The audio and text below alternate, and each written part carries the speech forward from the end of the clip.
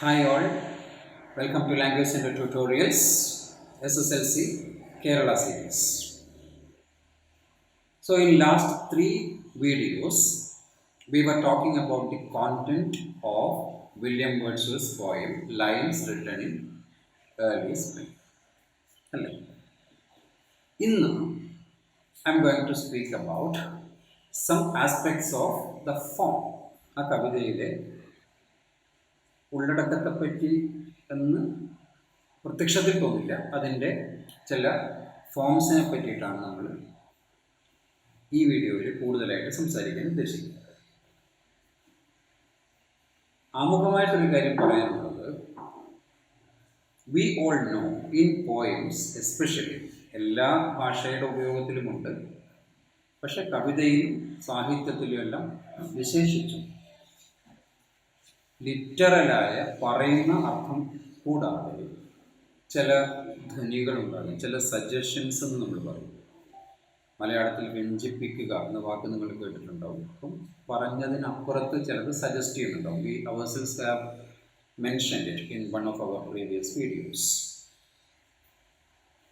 അത്തരം വ്യഞ്ജിപ്പിക്കുന്ന അർത്ഥങ്ങൾ, ധ്വനിപ്പിക്കുന്ന അർത്ഥങ്ങൾ മനസ്സിലാക്കാൻ ഒരു കവിതയുടെ ഇമേജസ് എന്തൊക്കെയാണ് എന്നത് പരിശോധിക്കുന്നത് വളരെ നല്ലതാണ്. Okay, so my examination of the form of this poem begins with the imagery of Wordsworth in this poem. രണ്ട് പോയിന്റ്സ് ആണ് ഏറ്റവും പ്രധാനമായിട്ട് പറയുന്നത്. ഒന്ന്, all images in the poem are from the season of spring. ടൈറ്റിലിൽ തന്നെ അത് പറയുന്നുണ്ട്, ഉടനീളം നമുക്കത് കാണുകയും ചെയ്യാം. സ്പ്രിംഗ് സീസണിലുള്ള പ്രകൃതിയും ആ പ്രകൃതിയിൽ നിന്നുള്ള ദൃശ്യങ്ങളുമാണ്. സോ സ്പ്രിംഗ് സീസണുമായി അസോസിയേറ്റ് ചെയ്തിട്ടുള്ള ഇമേജസ് ആണ്. ഓക്കെ, അതാണ് നമ്മൾ പ്രധാനമായിട്ട് കാണുന്നത്. ഇനി ഇമേജസിനെ സംബന്ധിക്കുന്ന രണ്ടാമത്തെ point I will explain after telling you this. അതിൻ്റെ രണ്ടാമത്തെ പോയിന്റ് എന്ന് പറയുന്നത്, predominantly the images are from plant life. ഒരു സസ്യജീവിതത്തിൽ നിന്ന് സ്വീകരിച്ചിട്ടുള്ള ഇമേജസ് ആണ് മുഖ്യമായിട്ടും വരുന്നത്. പക്ഷേ പക്ഷികൾ ഉണ്ട് തീർച്ചയായിട്ടും. പക്ഷെ അപ്പോഴും പോയിന്റ് എന്താണെന്ന് വെച്ചാൽ, nothing harmful, nothing wild is seen in his poems. Okay, so just some more words on both these points. ഒന്നാമത് ഞാൻ പറഞ്ഞത് സ്പ്രിംഗ് ആണ് സീസൺ. ഇമേജസ് ഒരു കവിതയുടെ അർത്ഥത്തെ വലിയൊരു പരിധിയോളം മോഡിഫൈ ചെയ്യുന്നു. ഫോർ എക്സാമ്പിൾ, നമ്മളൊരു പോയം വായിക്കുമ്പോൾ അതിൽ കാണുന്ന ദൃശ്യങ്ങൾ എന്ന് പറയുമ്പോൾ ഇപ്പോൾ ഇല പൊഴിയുന്ന മരങ്ങളാണ് നമ്മൾ കാണുന്നതെന്ന് പറഞ്ഞു, അല്ലെങ്കിൽ പഴുത്ത് പൊഴിഞ്ഞ മഞ്ഞ ഇലകളാണ് നമ്മുടെ മുമ്പിൽ കാണുന്നതെന്ന് പറഞ്ഞു. അപ്പോൾ അത് ശരിക്കും ഒരു സംതിങ് ബാഡ്, സംതിങ് നെഗറ്റീവ്, അല്ലെങ്കിൽ ഒരു പതനത്തിൻ്റെ, മരണത്തിൻ്റെ, വാർദ്ധക്യത്തിൻ്റെ ഒരു സൂചന നമ്മുടെ മനസ്സിലേക്ക് അത് കൊണ്ടുവരും. അല്ലെങ്കിൽ ചിലപ്പോൾ ഒരു മഞ്ഞ വീഴ്ചയുടെ സമ്പൂർണ്ണ വിൻ്റർ സീസൺ ആണെങ്കിൽ ചിലപ്പോൾ ഒരു പ്രളയം അല്ലെങ്കിൽ ഒരു സർവനാശം, അതിൻ്റെ ഒരു അർത്ഥം അത് ധ്വനിപ്പിക്കാം. പക്ഷേ വേർഡ്സ്വർത്ത് ഈ കവിതയിൽ മാത്രമല്ല, പൊതുവേ തന്നെ വേർഡ്സ്വർത്തിൻ്റെ ഒരു ശൈലി പ്രകൃതിയെ സ്പ്രിംഗ് സീസണിലുള്ള പ്രകൃതിയായിട്ട് കാണുക എന്നുള്ളതാണ്. Usually we can say the colour of nature in William Wordsworth is green. നമ്മുടെ ഗ്ലിംസസ് ഓഫ് ഗ്രീൻ എന്ന ടൈറ്റിലിൽ ഗ്രീനാണ് പ്രകൃതിയെ സൂചിപ്പിക്കാൻ വേണ്ടി ഉപയോഗിച്ചിരിക്കുന്നത് തീർച്ചയായിട്ടും. പക്ഷേ എല്ലാ കവികളും പ്രകൃതിയെ അവതരിപ്പിക്കുന്നത് ഗ്രീൻ കളറിലല്ല. ഉദാഹരണത്തിന് Robert frost, the American poet, ഒന്നുകിൽ വിൻ്റർ അല്ലെങ്കിൽ ഓട്ടം സീസണിലുള്ള പ്രകൃതിയെ ആണ് മുഖ്യമായിട്ടും റോബർട്ട് ഫ്രോസ്റ്റ് അവതരിപ്പിക്കുന്നത്.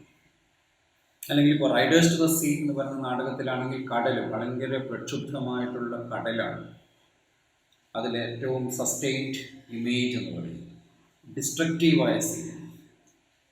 So what I'm saying is that nature can be presented in different shades and tones. അപ്പോൾ മഞ്ഞ നിറമുള്ള പ്രകൃതിയാണ്, കാരണം പ്രകൃതിക്ക് മഞ്ഞ നിറം വരെ. ഇപ്പോൾ ഇല പൊഴിഞ്ഞ് ഇല പഴുത്ത് പൊഴിയുന്ന ഒരു സീസൺ എടുത്തു കഴിഞ്ഞാൽ നമ്മൾ നോക്കുമ്പോൾ കാണുന്ന മുഴുവൻ മഞ്ഞ നിറമായിരിക്കും. So that's also possible. അല്ലെങ്കിൽ പ്രത്യേകിച്ച് യൂറോപ്പിലൊക്കെ ആണെങ്കിൽ മഞ്ഞ് വീഴുന്ന വിൻ്റർ സീസണാണ് എടുക്കുന്നതെങ്കിൽ ചാര നിറമുള്ള ഗ്രേ ഷെയ്ഡിലുള്ള നരച്ച പ്രകൃതിയെ വേണമെങ്കിൽ അവതരിപ്പിക്കാം. പക്ഷേ വേർഡ്സ്വർത്ത് അതല്ല ചെയ്യുന്നത്. He takes up nature in the spring എന്ന് പറഞ്ഞാൽ എല്ലാം മുളച്ചു പൊങ്ങുന്ന പ്രത്യാശയുടേതായ വളർച്ചയുടേതായ ഒരു പ്രകൃതിയാണ് വേർഡ്സ്വർത്ത് നമ്മുടെ മുമ്പിൽ അവതരിപ്പിക്കുന്നത്.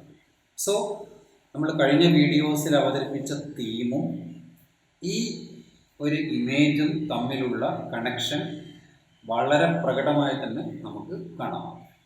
That's number 1. Number 2, nothing wild exact. ഇല്ല, ഒരു കടുവ ഇല്ല. നമ്മുടെ ടെക്സ്റ്റിൽ തന്നെ അഡ്വഞ്ചേഴ്സ് ഇൻ ബനിയൻ ട്രീ എടുത്താൽ കീരിയും പാമ്പും തമ്മിലുള്ള ഫൈറ്റും കൊലയും നമ്മൾ കാണുന്നുണ്ട് അവിടെ. പക്ഷെ ഇവിടെ അങ്ങനെ ഒരു വൈൽഡായ സീൻ നമ്മുടെ മുമ്പിലില്ല. എല്ലാം പരസ്പരം കോപ്പറേറ്റ് ചെയ്യുന്ന, പരസ്പരം ലിങ്ക് ചെയ്യുന്ന, പരസ്പരം ഹാർമോണിയസ് ആയിട്ട് നിലനിൽക്കുന്ന കാര്യങ്ങളാണ്, ജീവികളാണ്, സസ്യങ്ങളാണ് നമ്മുടെ മുമ്പിൽ വേർഡ്സ്വർത്ത് കാണിച്ചു തരുന്നത്. So I say nothing wild is there. ഈ രണ്ട് ഇമേജസുമാണ് വാസ്തവത്തിൽ വേർഡ്സ്വർത്ത് പ്രകൃതിയെ എങ്ങനെ കാണുന്നു എന്ന ഒരു അർത്ഥത്തിലേക്ക് നമ്മളെ കൊണ്ടുപോകുന്നത്. So it is through these images, or it is through the readings of these images, that we get into what Wordsworth thinks about nature. ആ രീതിയിൽ കവിതയുടെ അർത്ഥവുമായി നേരിട്ട് തന്നെ സപ്പോർട്ടീവായൊരു ബന്ധം പുലർത്തുന്ന ഇമേജസ് ആണ് വേർഡ്സ്വർത്ത് ഉപയോഗിക്കുന്നതെന്ന് കാണാം. എപ്പോഴും അങ്ങനെ ഡയറക്റ്റ് ആവണമെന്നില്ല. ഇപ്പോൾ ചില കവികൾ ഉപയോഗിക്കുക എന്ന് പറഞ്ഞാൽ നേരെ കോൺട്രാസ്റ്റീവ് വ്യൂസ് ഉണ്ടാവും. ഇപ്പോൾ ഉദാഹരണത്തിന് കഥാപാത്രം, ഒരു മനുഷ്യൻ്റെ കഥ പറയുന്നത്, നായക കഥാപാത്രം വളരെ ദുഃഖത്തിലാണ് ഇരിക്കുന്നത്. അപ്പോൾ ചിലപ്പം ഭയങ്കര മഴ, ഇടിവെട്ട്, ലൈറ്റ്നിങ് വരാം. അത് സപ്പോർട്ടീവായ റിലേഷൻഷിപ്പാണ്. അതേസമയം വേണമെങ്കിൽ നേരെ തിരിച്ചുള്ള കോൺട്രാസ്റ്റീവായ ഒരു സെറ്റിംഗ് പ്രകൃതിയെപ്പറ്റി സാധ്യമാണ്. I will just quote one line. T S. എലിയറ്റിൻ്റെ ഒരു വരി എടുക്കുക. വേസ്റ്റ് ലാൻഡ് എന്നുള്ള അദ്ദേഹത്തിൻ്റെ പ്രശസ്തമായ കവിത തുടങ്ങുന്നത് ഏപ്രിൽ ഈസ് ദ ട്വൽസ്റ്റ് മന്ത് എന്ന് പറഞ്ഞുകൊണ്ടാണ്. കോൺട്രാസ്റ്റീവാണ് അവിടെ. കാരണം normally April is the month of spring, April is the month of regeneration, April is the month of budding.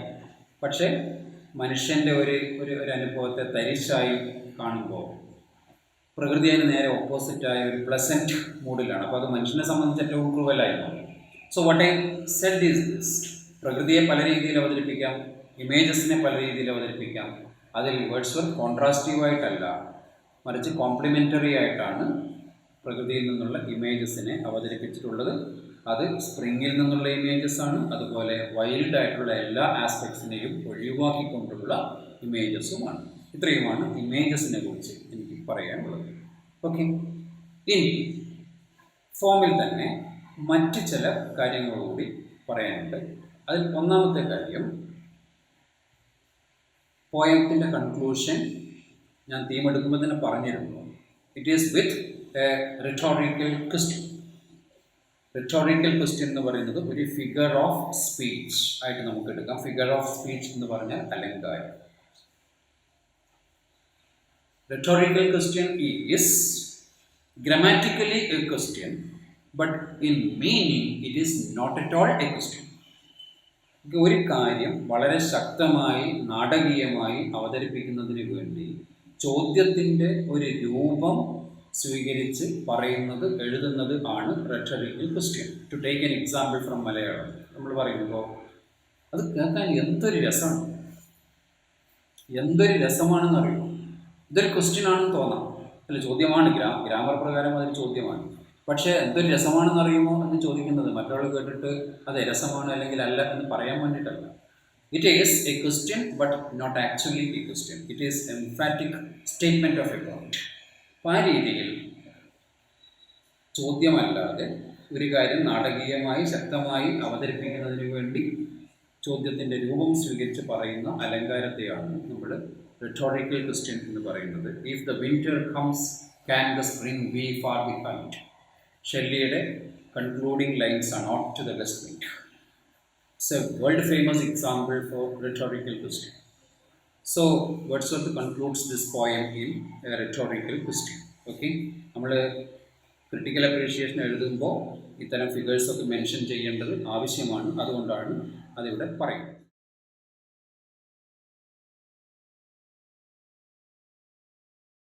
ഇനി another point about the language, that is ordinary language is used by William Wordsworth.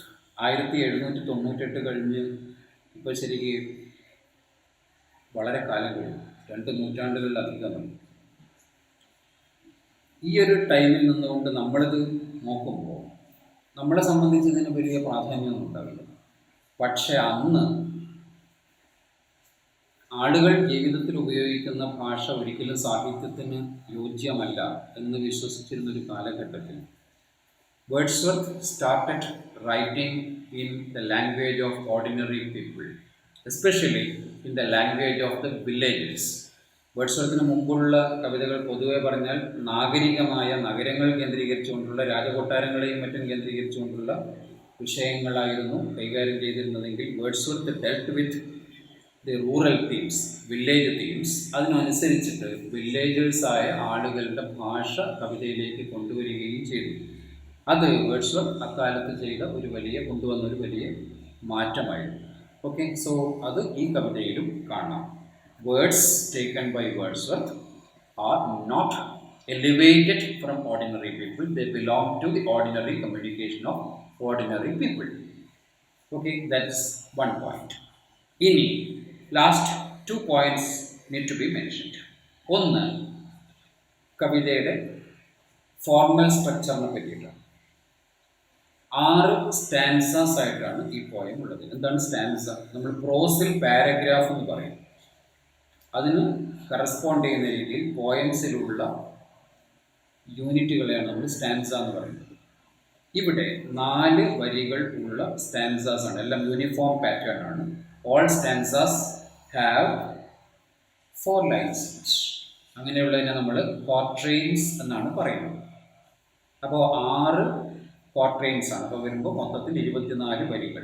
Okay, ഇപ്പോൾ couplet എന്ന് പറഞ്ഞാൽ ഈരടി, 2 വരികളുള്ള സ്റ്റാൻസയാണ്. അതുപോലെ tercet എന്ന് പറഞ്ഞാൽ 3 വരികളുള്ളതാണ്.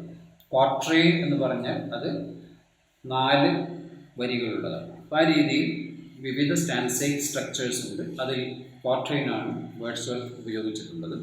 ഒപ്പം ഈ ക്വാട്രെയിനിൽ വരികൾ തമ്മിൽ അതിൻ്റെ എൻഡ് സൗണ്ട് ഉപയോഗിച്ചിട്ട് കണക്ട് ചെയ്യുന്നുണ്ട്. അങ്ങനെ എൻഡ് സൗണ്ട് ഉപയോഗിച്ച് വരികളെ തമ്മിൽ കണക്ട് ചെയ്യുന്ന സിസ്റ്റത്തെയാണ് നമ്മൾ റൈം എന്ന് പറയുന്നത്. മലയാളത്തിൽ പറഞ്ഞാൽ അന്ത്യാക്ഷരപ്രാസം എന്ന് വേണമെങ്കിൽ പറയാം. Not the same actually, because in English that is done in terms of the sound, not in terms of the letter. മലയാളത്തിൽ നമ്മൾ അന്ത്യാക്ഷരം എന്നാണ് പറയുന്നത്. കാരണം മലയാളം അക്ഷരവും സൗണ്ടും ഏറെ ഒന്നായതുകൊണ്ട് വലിയ ഡിഫറൻസ് വരില്ല. പക്ഷേ ഇംഗ്ലീഷിൽ അങ്ങനെയല്ല, അത് they are actually very different. അപ്പോൾ സൗണ്ടാണ് നമ്മളിവിടെ കൗണ്ട് ചെയ്യുന്നത്. അതുകൊണ്ട് വേണമെങ്കിൽ പറയാം അന്ത്യശബ്ദത്തിലുള്ള പ്രാസം എന്ന് വേണമെങ്കിൽ പറയാം. അതിനെയാണ് റൈം എന്നത് കൊണ്ട് ഉദ്ദേശിക്കുന്നത്. ഇവിടെ a particular rhyme scheme is followed by William Wordsworth. Okay, ABAB അതാണ് റൈം സ്കീം.